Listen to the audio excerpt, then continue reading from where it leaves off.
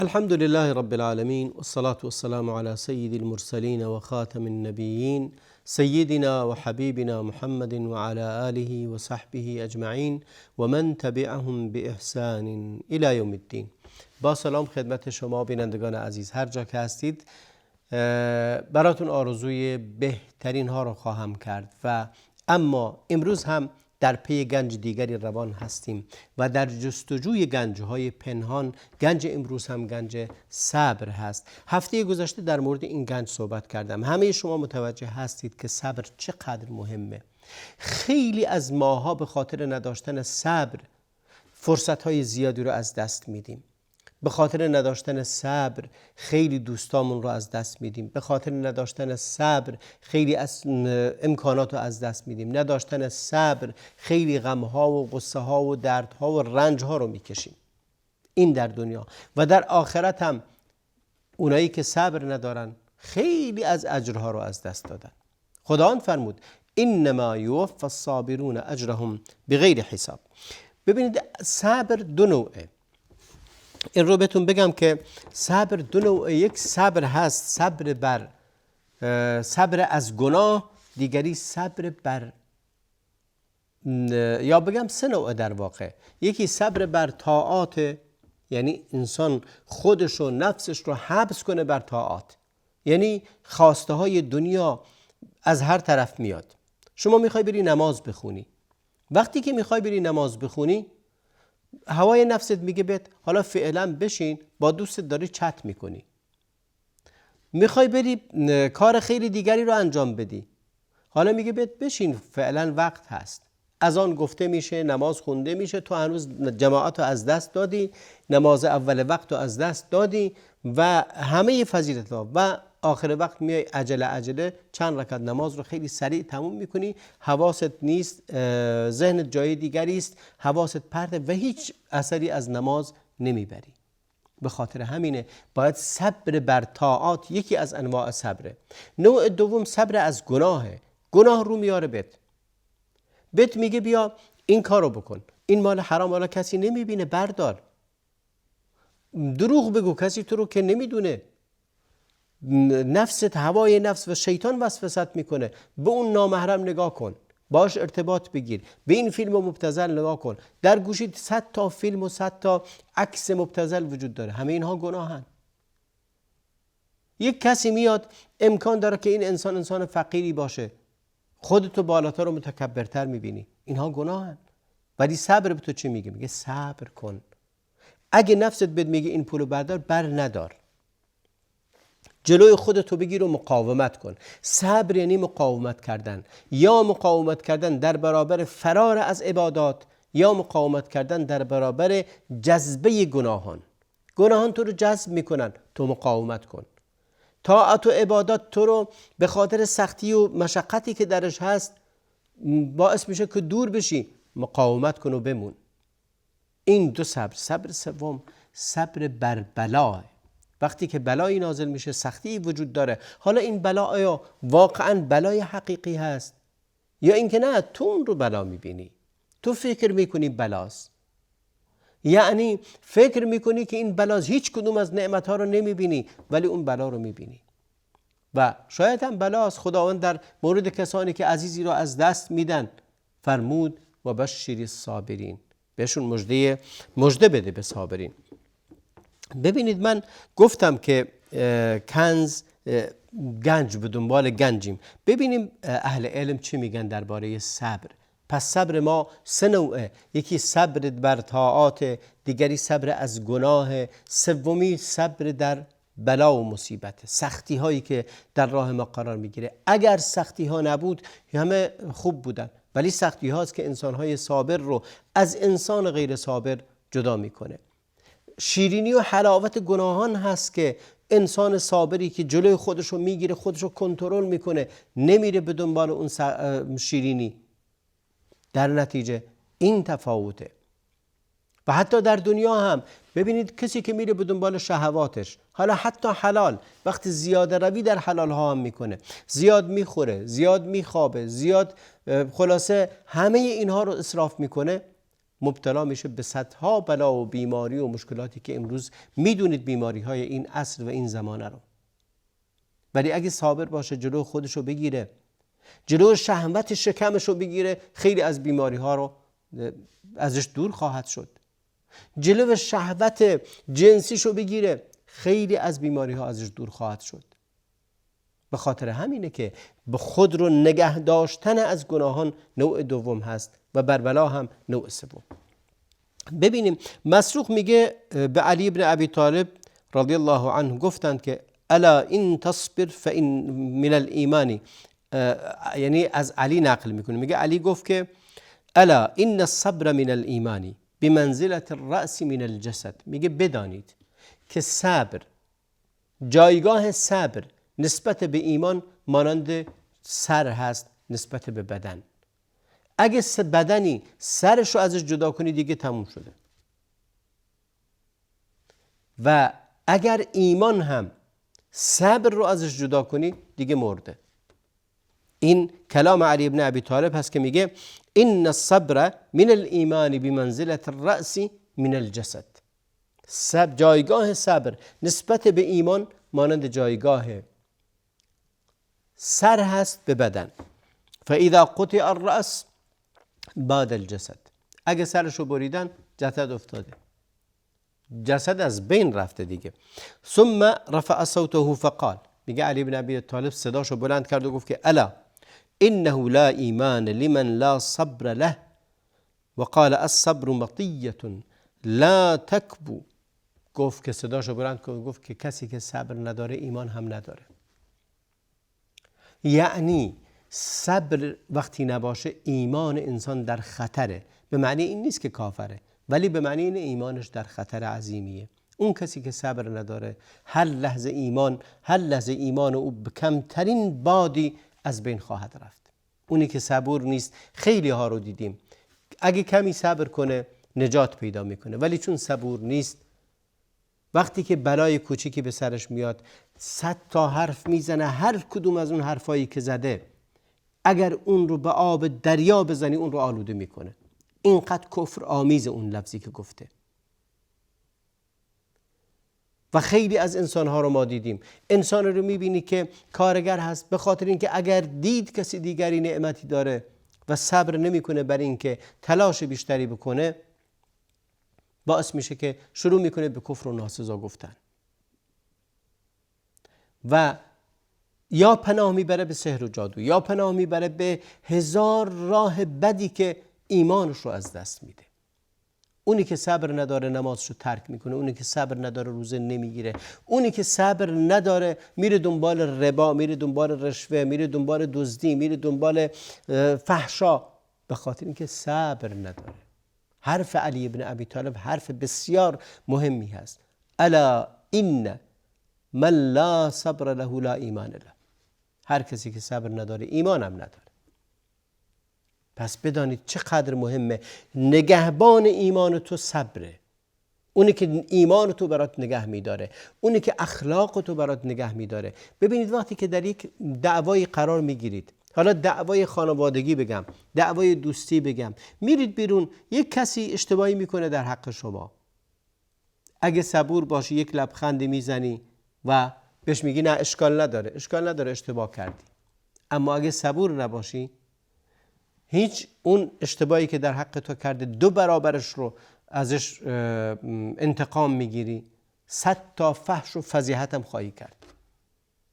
ببین چگونه از دست میده انسان اخلاقش رو، ایمانش رو، شخصیتش رو. چرا؟ چون صبر نداشته. میری بیرون از خونه در جایی قرار میگیری که یک زنی، یک مردی تو رو داره اغوا میکنه، چون صبر نداری بر شهواتت فریبش رو میخوری و در دام فریب کاریش میفتی. چه بسا آبروی دنیایت هم خواهد رفت و ایمان و طاعت رو هم از دست خواهی داد و وبال و آثار و اون گناه بد سالهای سال تو رو آزار خواهد داد. چرا؟ چون صبر نداشتی. ببین صبر چقدر مهمه. بعد عبارت جالبی گفت که الصبر مطیة لا تکبو. صبر اسبی است که سکندری نمیخوره. نمیفته. یعنی هر کسی که بر اسب صبر سوار باشه هیچ وقت نخواهد افتاد. این کلام بسیار شیرین و زیباییه، تشبیه بسیار مهمیه که شما بر مرکبی سوار شید که این مرکب افتادن نداره. اگه صبور باشی موفقی. نقطه خیلی مهمی، به خودتون، به بچه هاتون، به همه یاد بدید که صبور باشند.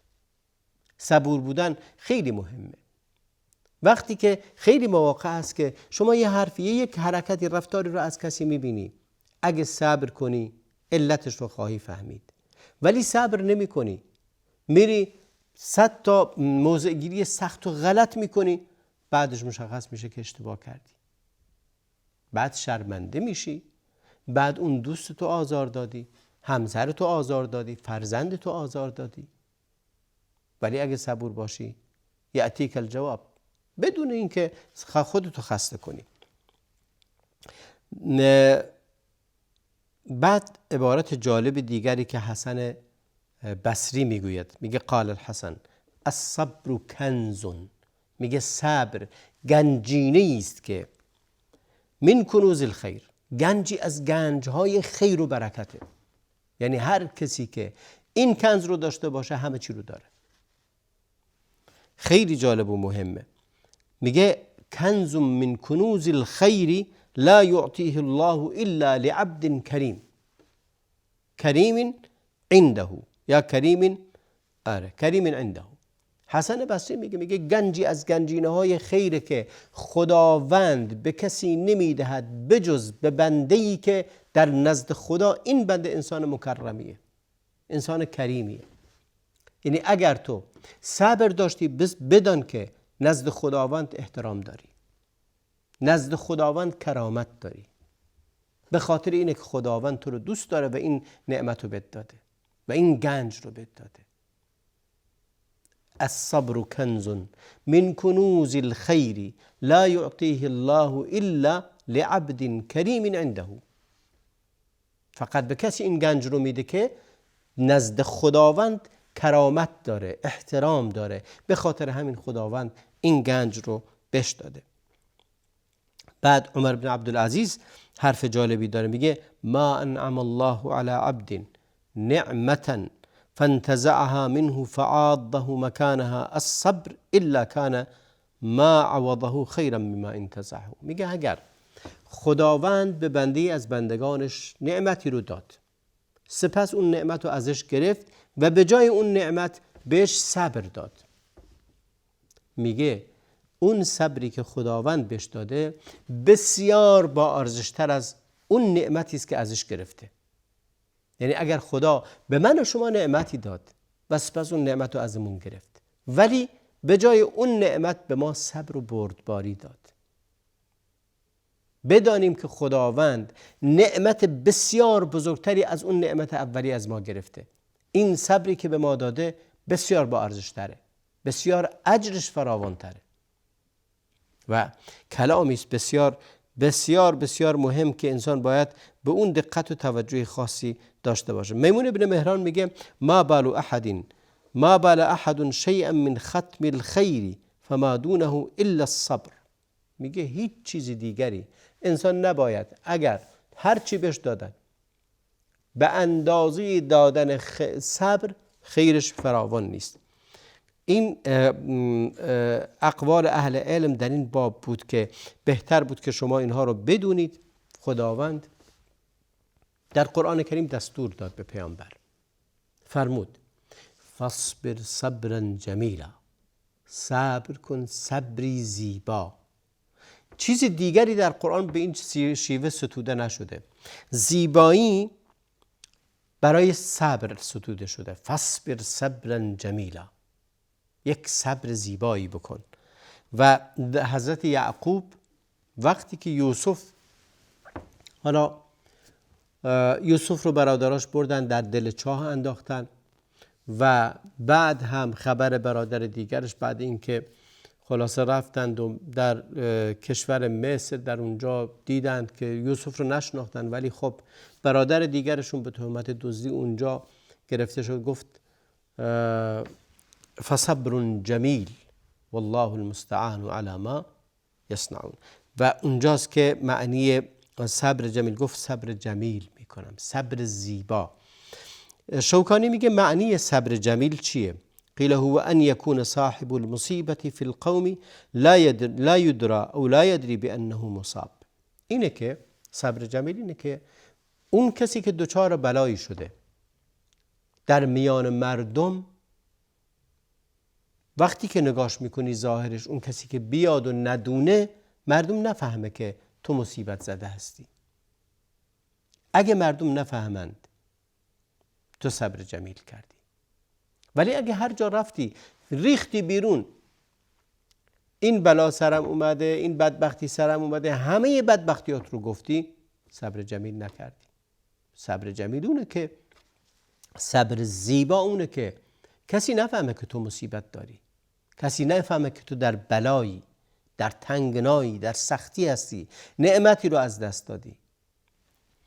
و اما یکی از اهل علم گفت که الصبر الذي لا يكون معه تبرم ولا تسخط ولا شكوى لغير الله ولا ملل ولا اعتراض على امر الله.